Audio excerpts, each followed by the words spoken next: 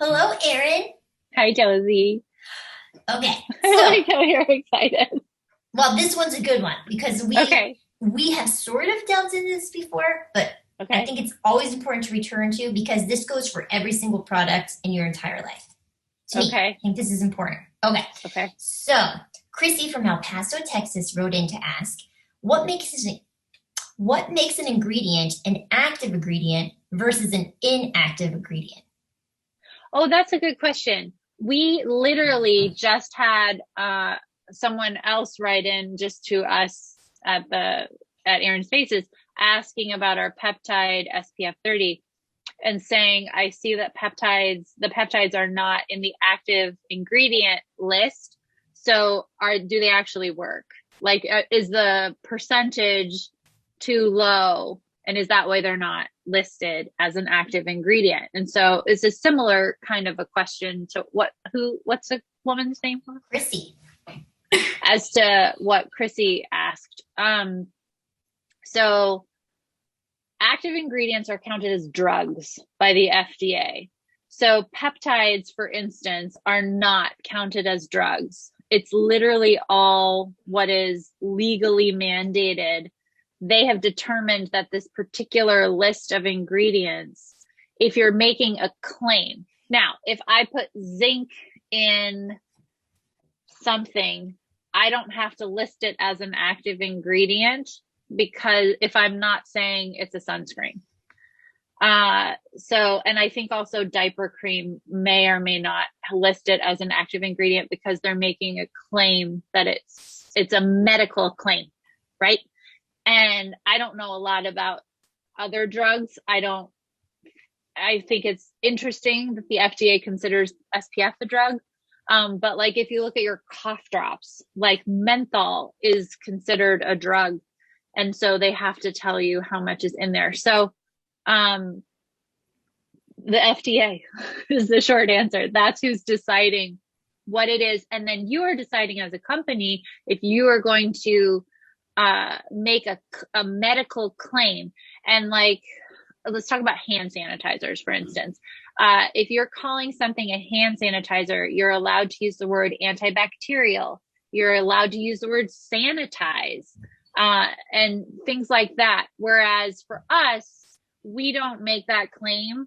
And so we don't say any of those words. So while we have the same amount of alcohol that is in a quote unquote hand sanitizer, we call ours cleansing gel because we're not making a medical claim. Does that make sense? It does because to make a claim means you have to go through sort of what the recent COVID vaccines have gone through. So clinical tests, lab Right. testing, all that Yes. juicy stuff. Yes. And sunscreen, I mean, I can only speak really educatedly to stuff that's in my lane in terms of drugs, in terms of most anything really. But sunscreens take a minimum of 9 months to get like, you have to get like basically what's a patch test with people. And that takes a couple of months and 2.5 months, really, 10 weeks.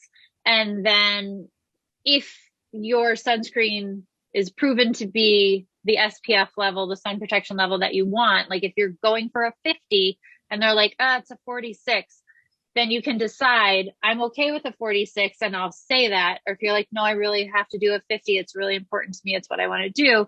Then you have to go back, reformulate, come back and do 10 more weeks of testing with that.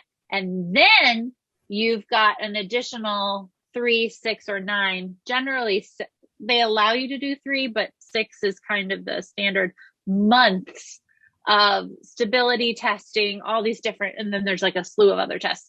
So it takes a long time. And yes, what you're saying is absolutely true. You have to pass these tests in order to make these claims.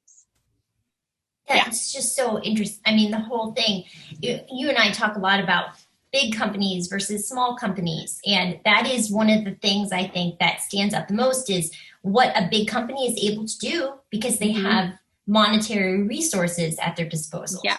So you see the same brands pushing their sunscreen out because they're able to do those tests and make those claims. And meanwhile, there are more natural products that someone might prefer, but they're just using different language to get at the same aims, correct? Yeah. I mean, I can use us as an example. So when the pandemic started a year ago, I didn't want to do a hand sanitizer. I felt like it was cashing in on, I wrote a whole blog post about this. Yeah. It was cashing in on people's fear, and people were very afraid, right? And so it felt like I was going to make money off of people's fear. And I didn't want to do that. And then I was like, you know what, you can buy alcohol and aloe at CVS and make your own. But then you couldn't. Right. And we were able to source. I mean, I will tell you, I've never worked so hard for an $8 item in my entire life. Like it was crazy. But I was able to source alcohol that was clean. Right. And I got really educated really fast about all that. Maybe we can talk about that. And then I was able to source aloe.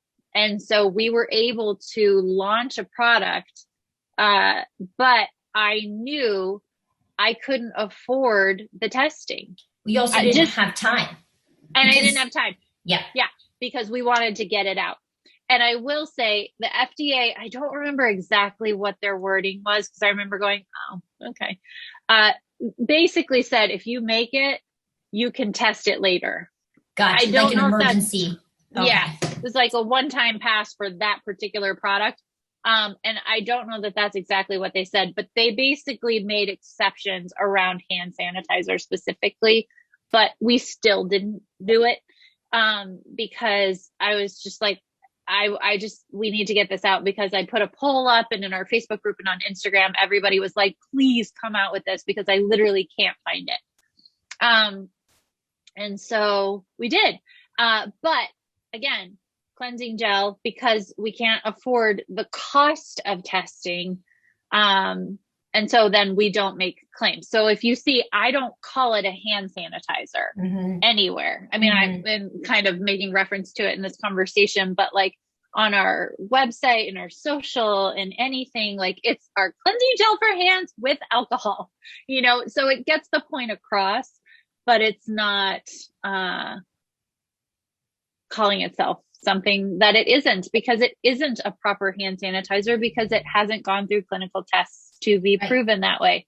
I can tell you what's in it, and then you can decide if that's appropriate for you or not. But yeah, that's the truth. That's the true story. To this day, I'm so thankful you made that stuff because thanks. I'm not going to name the brand, but that smell just never leaves your body once you put that stuff on. Yeah. Yeah. So this one smells nice. It smells nice. It doesn't dry out your hands, make you want to claw your hands off, because that happens too. It doesn't put like fake gloves on your. Do you know what I'm talking about? There's when it's so slimy. I have so many opinions about hand sanitizer. I'm sure everybody has like a list now. What is acceptable? What is not? Yeah. Yes. So, but yes. So active versus inactive, and in that case, alcohol is the active ingredient. So anyway. No, and I think Carrie, right? No, Chrissy has, that's like kind of your whole jam is like educating people, so they can do their own look at the back of the box, whether it be a drug, makeup, anything, and be able to research what that active drug is, and then also gives you a clue as to the company and how big, how small they are, and do your own stuff there. Yep, it's very true. Love it. Thank you, Chrissy, very much. Thanks, Chrissy. Bye, guys. Bye.